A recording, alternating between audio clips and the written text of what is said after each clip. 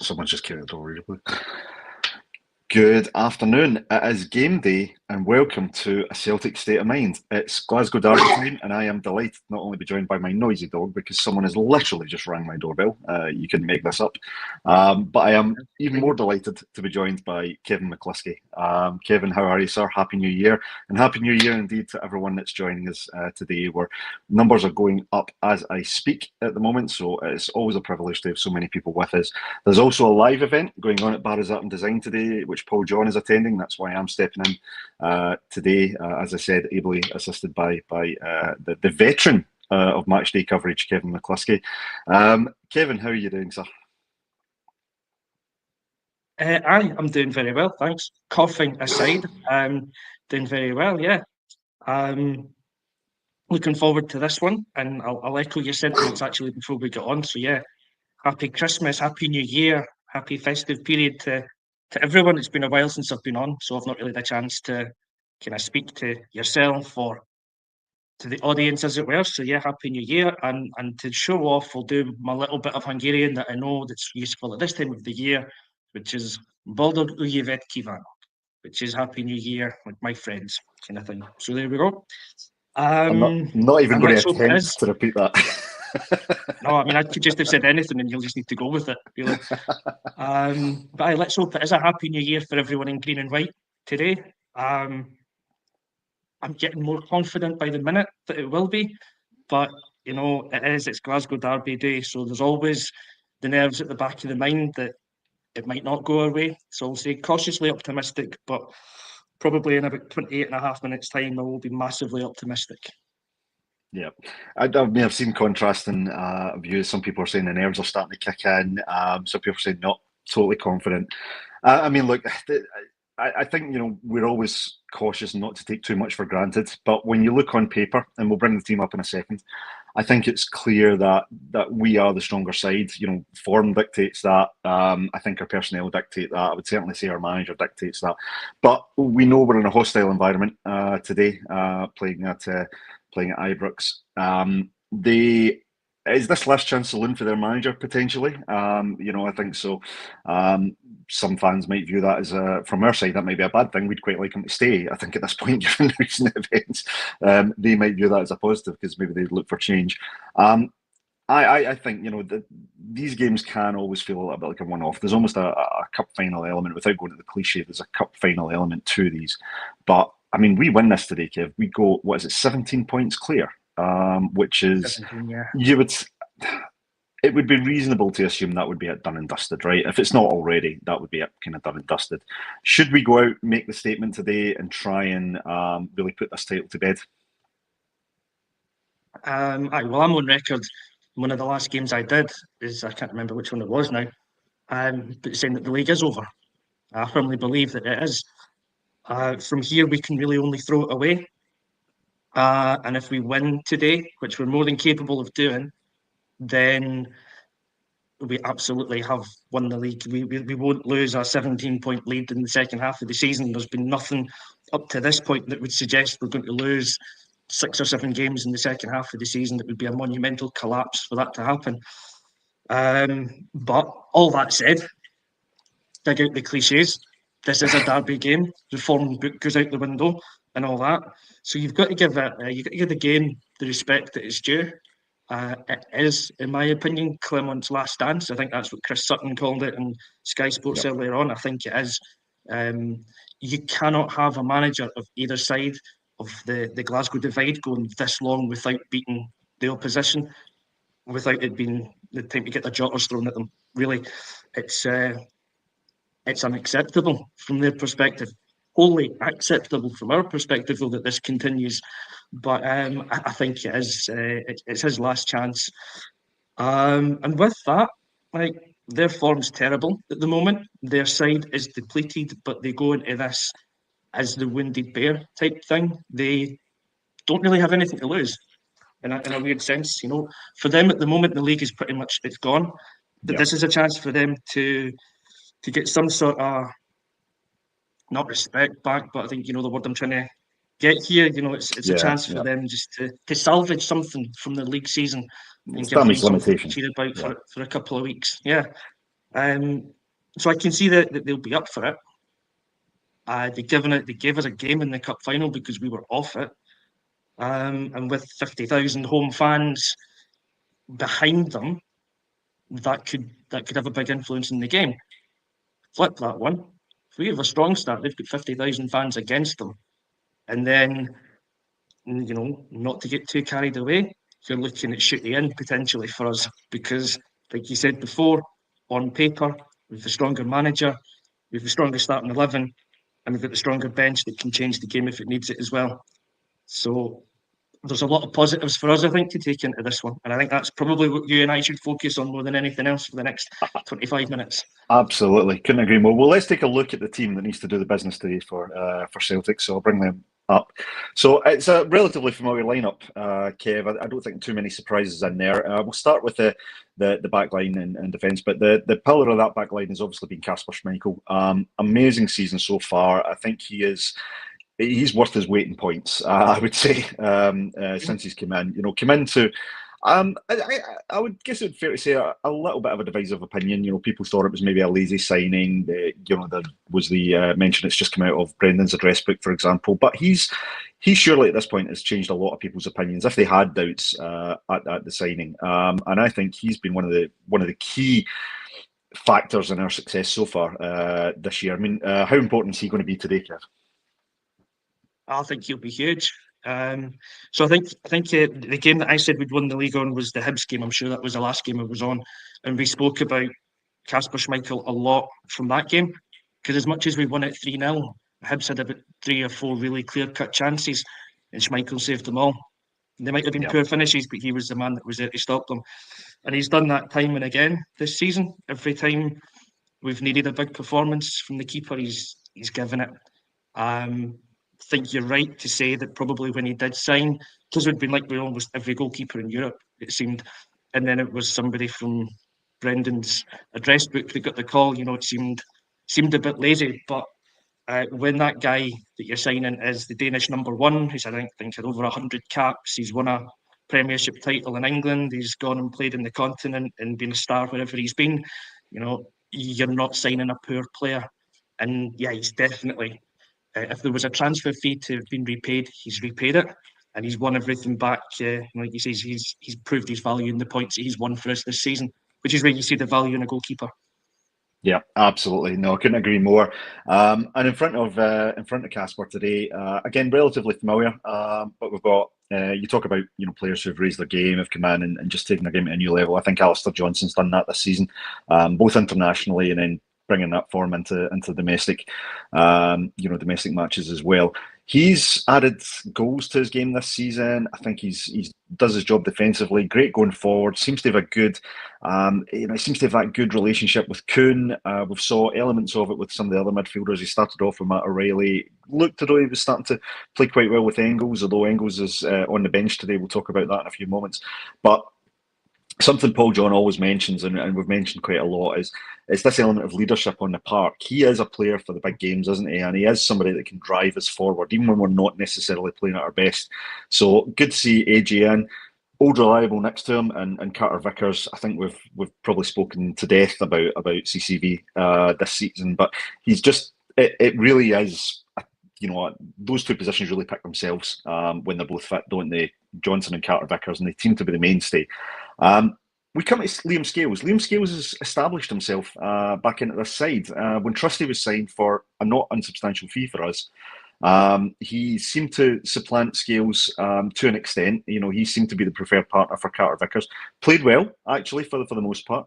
But Scales has worked his way back into that position in the last few games, and I think it's been mentioned he's there on merit.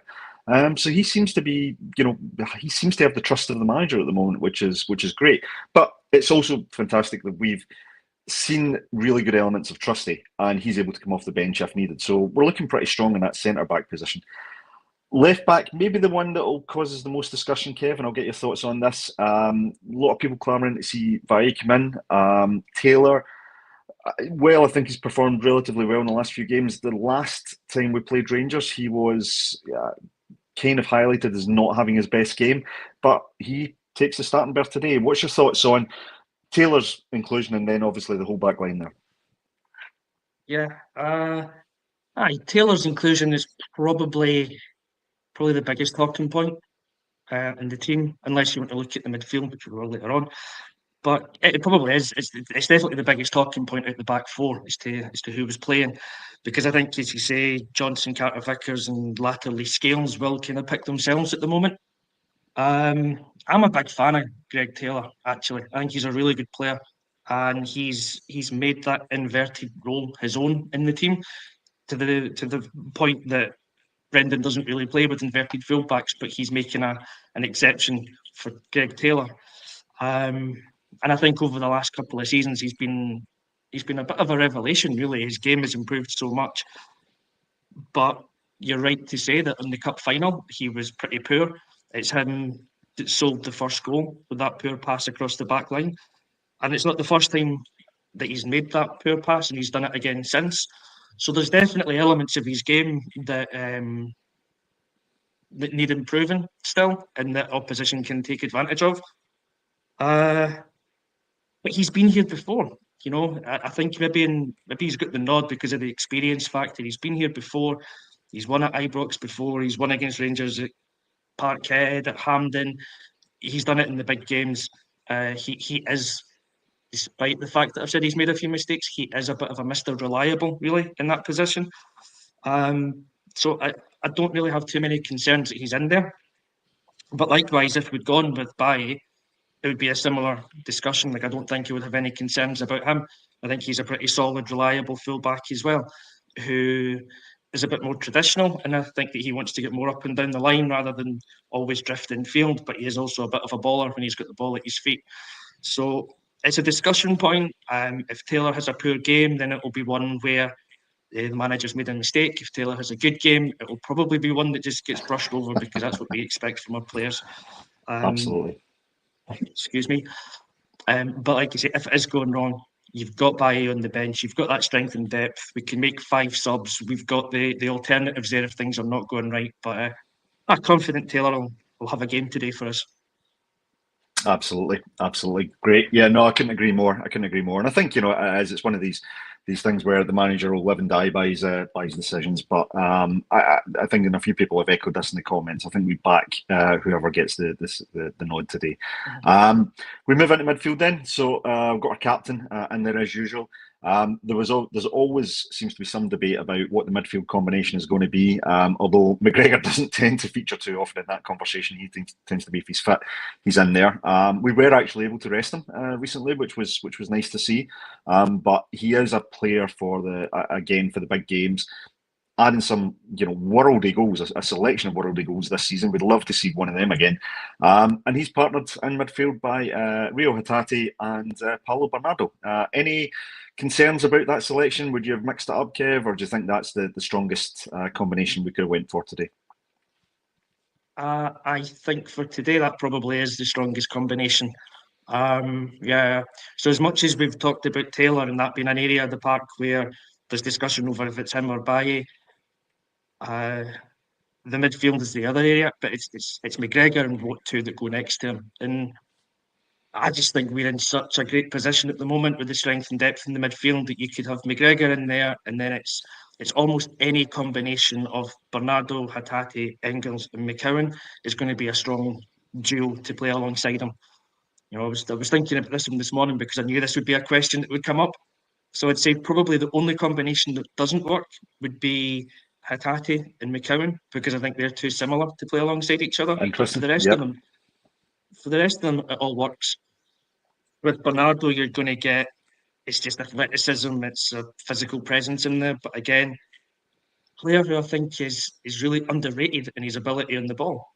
Like I think there's that Instagram reel that maybe I think it was him that put out for Christmas or over New Year.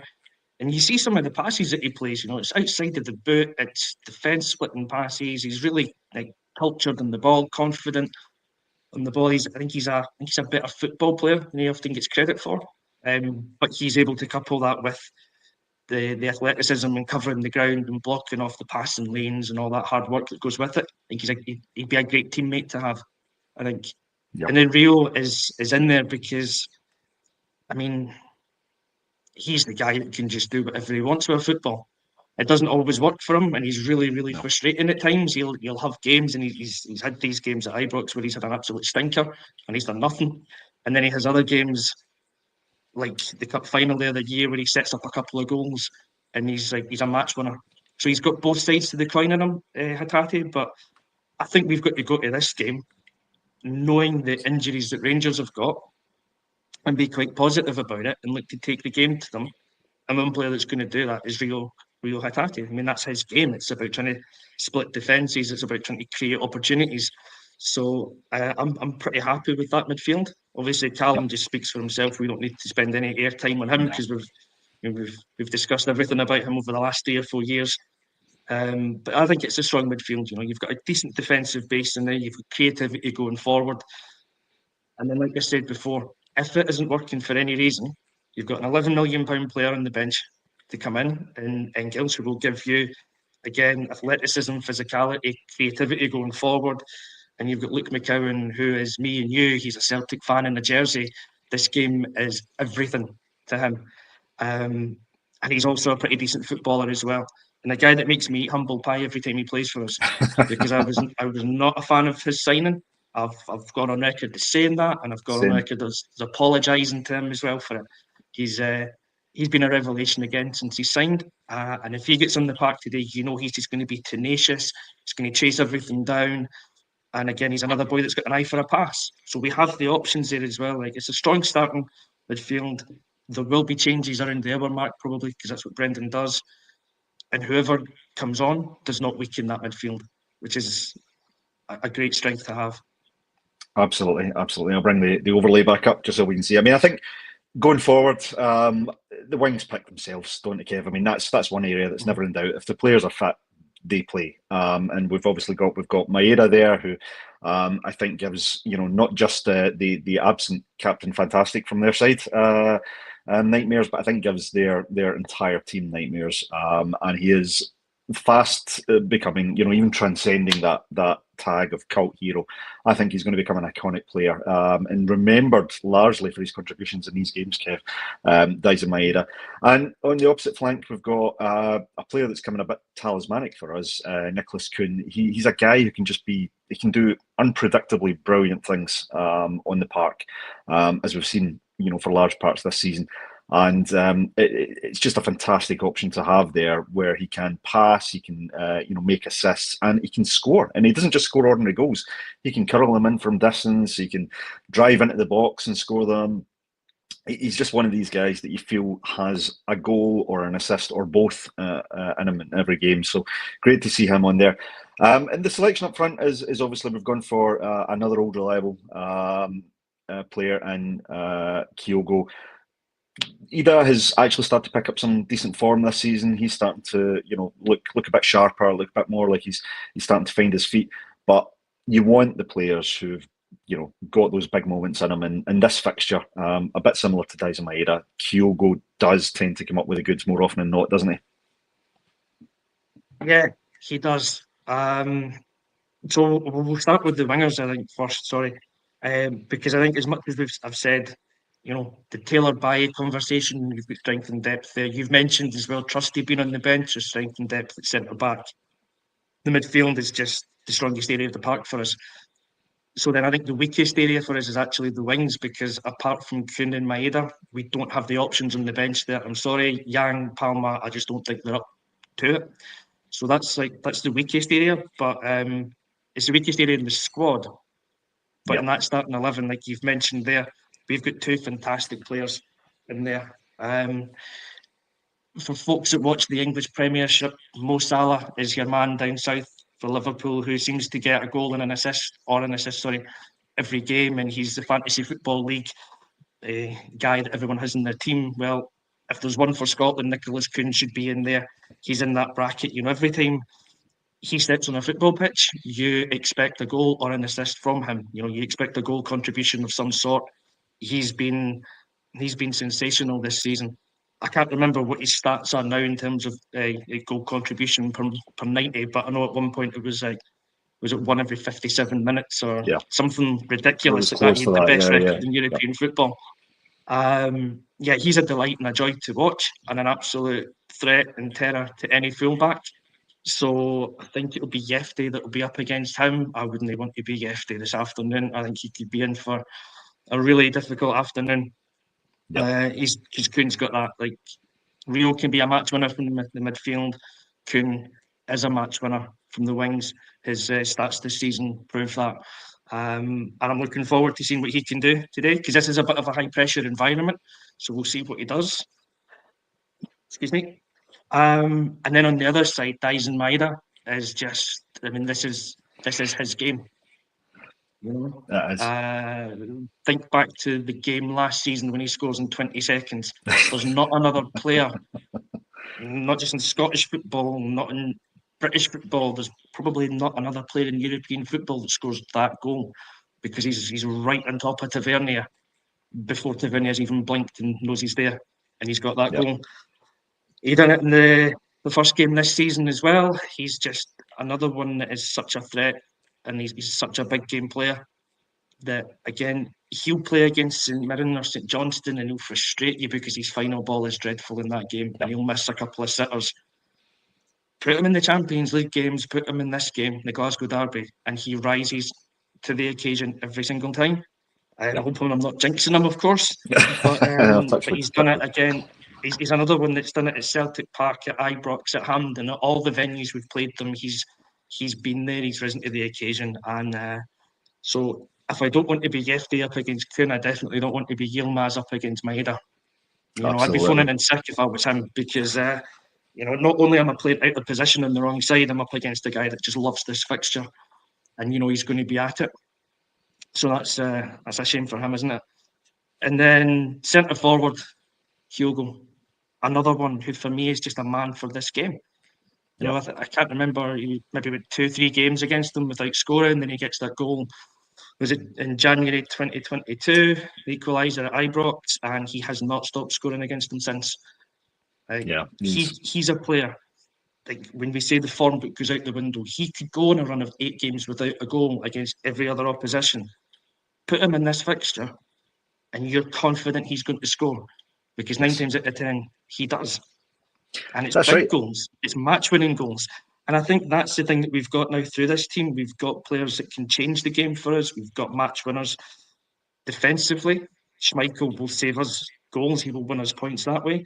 We've got creators in the midfield, and we've got boys up front that can punish the opposition. So if they're on it today, I think it could be a very long afternoon for Rangers. And I really, really hope it is. I cannot hide that. Absolutely. Well, that's natural being a supporter. Absolutely. I'm the same. I'm hoping we absolutely terrorise them today. I really do. I'll just quickly bring up the substitutes now. I do want to bring in some comments, because lots of comments I've got starred, and I'll be lucky if I get through them all, but I will try. So on the bench, we've got the really seen Sinisalo, but hopefully we might get an opportunity to see him if we do get the league wrapped up pretty early this year, which I think we are likely to do. Austin Trista, we mentioned earlier, good strength and depth for the centre-back position. Palma, I'm going to give a break today, because we've discussed his potential future to death. Well, it'll be interesting to see if he's still around at the end of January. But for the moment, if he does come on, we'll get behind him, and hopefully he can make an impact should we need it. Aramida, we also referenced there. He's started to pick up his form this season, and he is someone you can rely on to come off the bench, and in fact actually scored in the last game against Rangers as well. So good option to have on there. Valle, again, we talk strength and depth, able to come in for Taylor. Possibly a better player for game management should we need it, but we're hoping it's not going to be tight enough for that. Yang for the other flank, who we've seen in fits and starts this season. I don't think he's necessarily done enough for me to make it through this January window, but we'll trust the manager's judgment either way. Luke McCowan, who we've spoken about, Kevin, I agree with you. I think he's a man that's changed many people's opinions. I think he's a great option to come off. And I think you made a great point earlier. You spoke about the fact he's quite similar to Hatate. So, if things aren't working out necessarily for Hatate, but we still need that attacking option, McCowan could be the man to come on late in the game and help provide that. And he certainly brings that grit and that aggression and that energy level, which is fantastic. We then come to a record signing. I don't think, no reflection on his ability or his performance being on the bench bench today. I think it's good management from Brendan Rodgers. But again, I think he's a player. He's composure personified, particularly at set pieces and penalties in particular. And he, again, this could be the game where he comes on and will really, establishes himself as part of the Celtic team. So interesting to see if he gets some minutes later. And then I'd be remiss not to mention Paul John's favourite player, Tony Ralston. We know that AJ is the number one pick, but if there's any man you can rely on coming off the bench, it'll just do a good, honest, hard-working job. It's Tony Ralston. So hoping we won't necessarily need him today, but if we do, then he'll certainly have full trust. Now I'm going to bring up some of your comments. Let me see if I can actually get the banner back up, because Paul John will shout at me if I don't do that. There we go. Let's see, get your comments in here.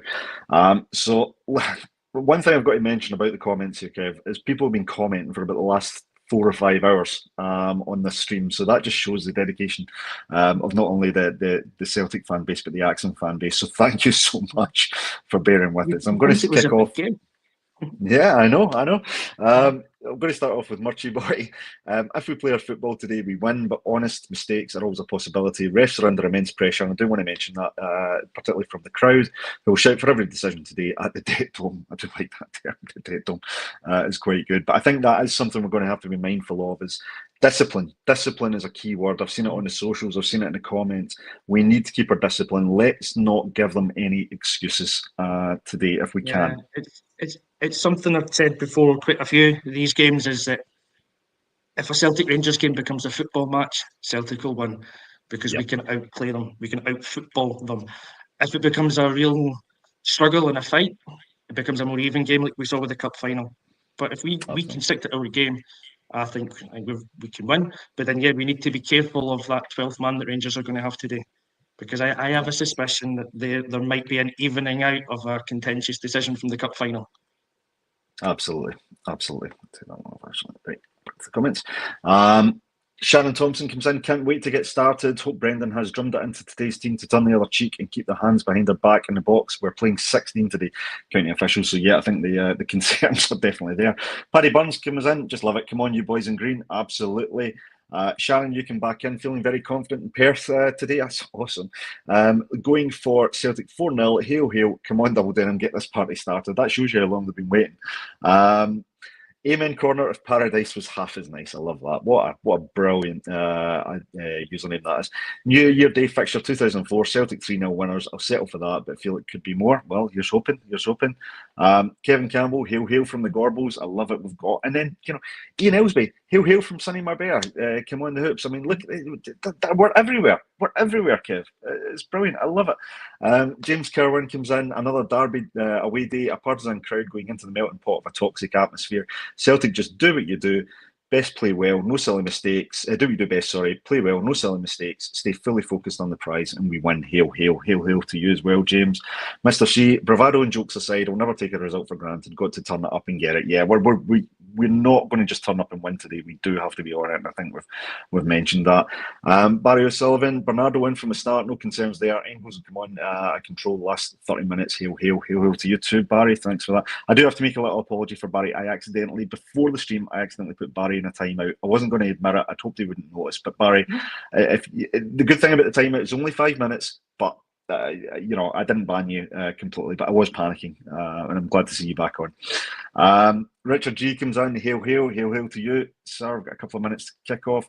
James Kerwin comes back in 6-0. We'll smash him today. No ifs, no buts. Take the game to them. No quarter. Absolutely love that. The fighting attitude. Brilliant. Joe Hamilton, welcome, Joe. Always nice to see you on here. I had a feeling that Paulo would start. Into them. Come on, you boys in green. I love that. Is that ever a more Scottish football phrasing? Into them. James, you can back in again. Let's win this in the first half. No walking the ball into the goal. I actually really like that point. I want us to be a bit more direct today. Get shots in. We don't need to play the pretty goal. We're happy to do that if we're 4 or 5 up, but let's just keep things simple. Shots from everywhere, high pressure, direct passing, stretch them like a rubber band, get the furnace hot for a smelting meltdown. I love it. Here's the old classic, someone that I didn't ban today, just want to point that out, Paddy.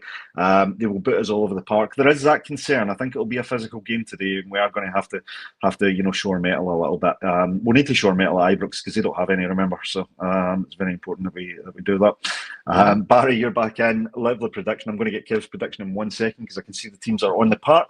Going for a 4-1 victory, at least one red card to them. Ref needs to be strong as they will try and kick us off the park from the start. Yep, I agree with that. So, Kev, teams are out. People are going to start watching the match. Look, I want to wish everybody, hope you really enjoy the game if you're there or if you're watching. Stay safe. We'll be back at half-time. So please join us. Really appreciate it. We're over 1,200 strong on the stream. I think we actually hit 1,300 before the game got close to kick off. But Kev, just want to get your prediction now, mate. What are you going for? I will go. I'll stick my neck out in this one, and I'll go 3-1 Celtic. It will be a tight game up to a point, and then we will turn the screw, as they say, and end up 3-1. Nice. Awesome, love it. I'm going to go just slightly better. Chris? I'm going to go 4-1. I'm going to go 4-1 the Hoops. I think I think the ref might bout the pressure and they might get a penalty at some point. So although I'd back Casper to save it if it comes to that. But I think I'll go for 4-1. But this is a game I'm confident we'll win. However, we take nothing for granted. Let's see how we are at half time. We'll no panic until full time. But remember, we are 14 points clear. Let's make it 17. Everybody enjoy the game. Thank you so much for joining us. We'll be back at half time. So look forward to seeing you there on A Celtic State of Mind.